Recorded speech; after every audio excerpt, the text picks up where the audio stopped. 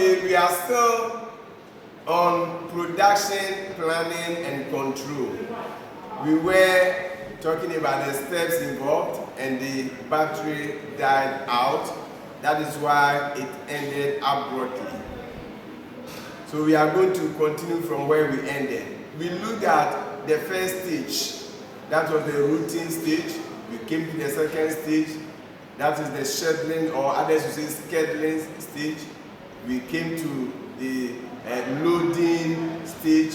We came to, that's the third. The fourth one, we talked about dispatching, where the actual orders are issued. So the action stage.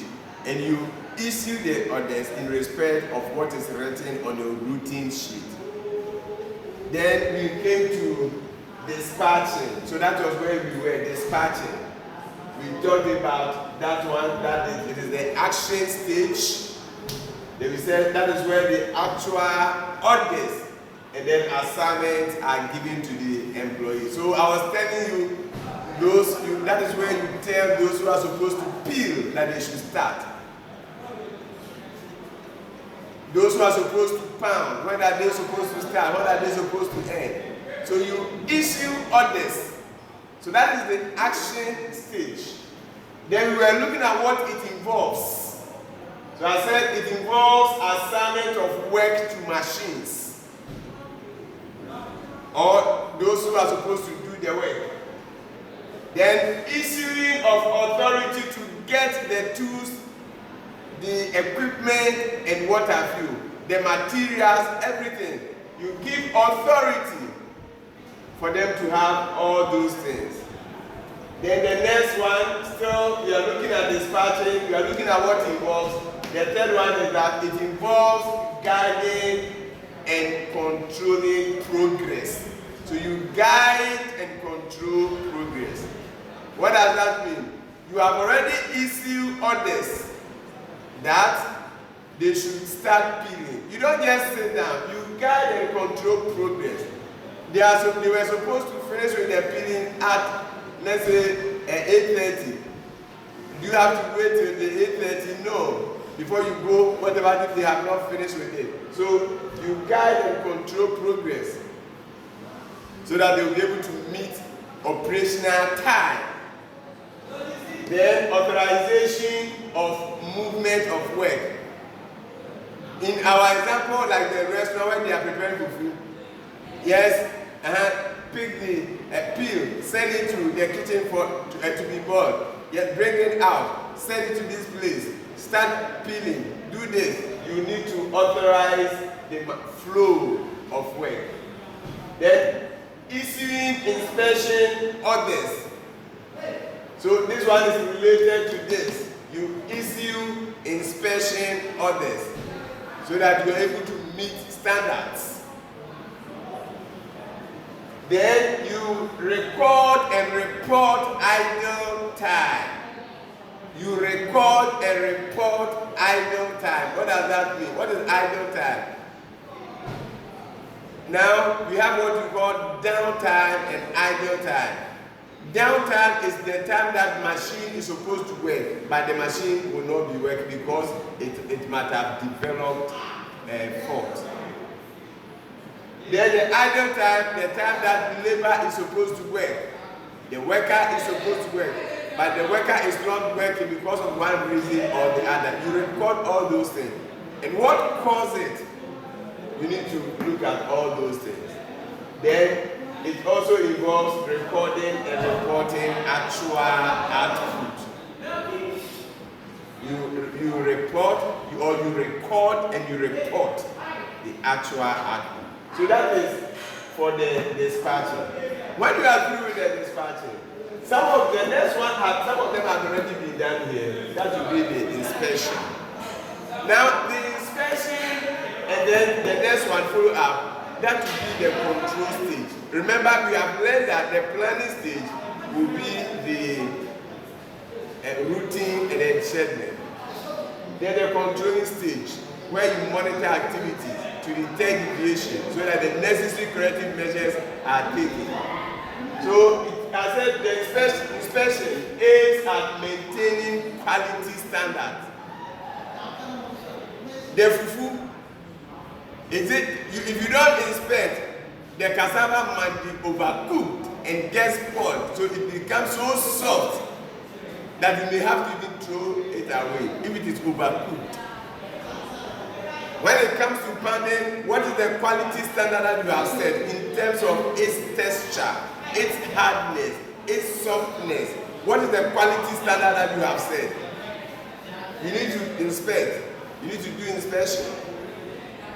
Now those who are preparing the soup, what is the quality standard that you have set? So we said this inspection will aim at maintaining quality standard. You are going to maintain quality standard because if you detect any deviation, you take the necessary corrective measure. If the soup is salty, what do you do? If the food is too hard, what do you do? And so on and so forth. So, and I said it helps you to minimize wastage and spoilage. We have done controlling, so this is very simple. Then it ensures conformity to standard. You have set the standard. So inspection will enable you to conform to the standard. Why is it going to help you to conform to standard? Because you'll be able to detect deviation and take the necessary corrective measures. Having done that, then you move to the last stage, which is called follow-up or expediting stage. And it is called the watchdog function. The follow-up or expediting stage is also called watchdog function. Watchdog function. Why do you say it is watchdog function?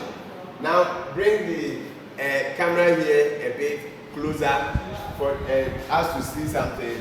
So when you say it serves as a watchdog function, what does it mean? You should have vigilant guidance to ensure that everything is running smoothly. Vigilant guidance to ensure that everything is running smoothly and efficiently. So if you monitor activities, you'll be able to detect deviation so that production will not be held back. Things will move smoothly from one stage or workstation to another. So I said, for example, it makes sure that deadlines are met. That is why we say it serves as watchdog function. It makes sure that deadlines are met. It also makes sure that resources are utilized or used efficiently. So it is a watchdog function, and I said it ensures that production is completed as scheduled. So you have when you are supposed to start something, you have when you are supposed to end.